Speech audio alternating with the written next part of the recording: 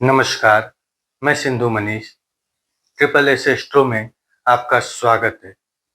आज हम लोग चैप्टर 42 पढ़ेंगे और इसमें अभी हम लोग ग्रहों के बारे में बात कर रहे हैं कि ग्रहों को कौन-कौन से कारकत्व दिए गए हैं।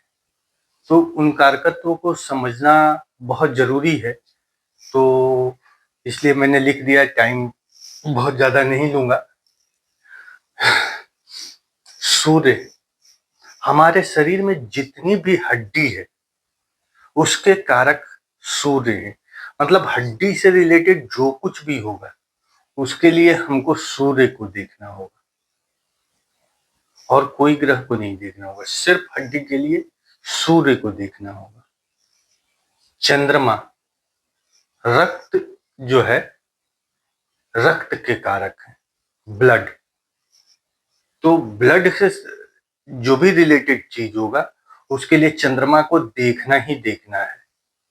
बात करें मंगल, मांसपेशियों के कारक। मांसपेशी, ये शरीर का जो भी मांसपेशी नस होता है तो वो बल के कारक है। तो मांसपेशियों के कारक भी मंगल को कहा गया है।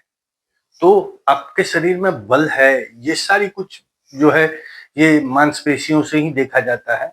तो मंगल से समझना है हमें। गुरु जो है वसा, फैट के कारक है।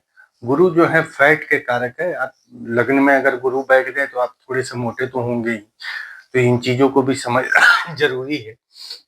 गुरु जब आते हैं तो वसा दे के जाते हैं, फैट दे के जाते हैं। बुध त्वचा के कारक है, स्किन के कारक है बुध। तो स्किन से रिलेटेड जो भी है वो बुध से देखेंगे। शुक्र, बीज, स्पर्म के कारक है। आप संतानोत्पत्ति में सक्षम हैं या नहीं है, इसको जानने के लिए हम लोग शुक्र से ही समझना होगा हमें।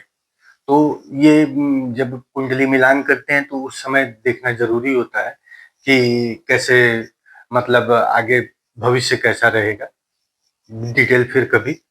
शनि जो है स्नायु तंत्र के कारक है, नर्वस सिस्टम के कारक है।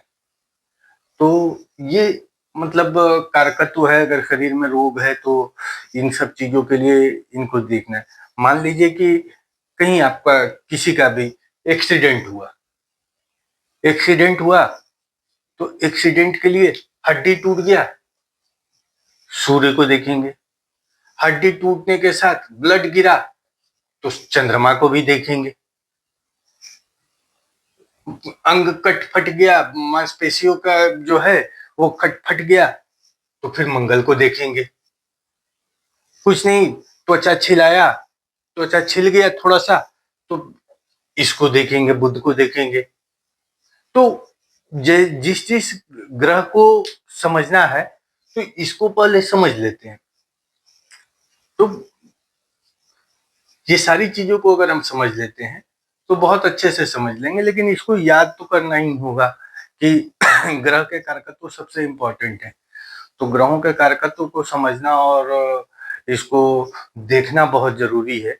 हम धीरे धीरे आगे की ओर बढ़ रहे हैं और लास्ट में जो है हम लोग ग्रहों के विशाल एक दिन आधे घंटे का पाठ रहेगा, आधे घंटे का कम से कम एक रहेगा, जिसमें एक ग्रह के बारे में, सूर्य के बारे में है, उनका पूरा डिटेल लिख दूंगा।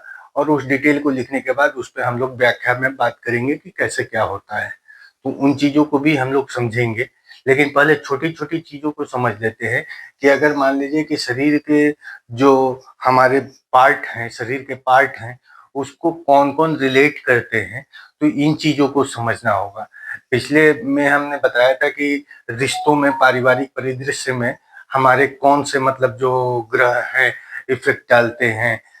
सूर्य पिता के कारक हैं, चंद्रमा माता के कारक हैं, गुरु जो है संतान और पति के कारक हैं, शुक्र पत्नी के कारक हैं। इसी तरह इसको भी याद करने की जरूरत है कि सूर्य हड्डी के कारक हैं, चंद्रमा रक्त के कारक हैं, बुध त्वचा के कारक हैं, शनि नर्वस सिस्टम के कारक हैं। तो इन चीजों को याद करके समझना जरूरी है, क्योंकि ग्रहों के कारकत्वों को समझना जरूरी है। और ग्रहों के कारकत्वों को समझ जाइएगा तो फल कथन करने में बहुत आसानी होगी। इसलिए बहुत अच्छी तरह से ये समझ जाइए। आज के लिए इतना ही। मिलते हैं अगले एपिसोड में।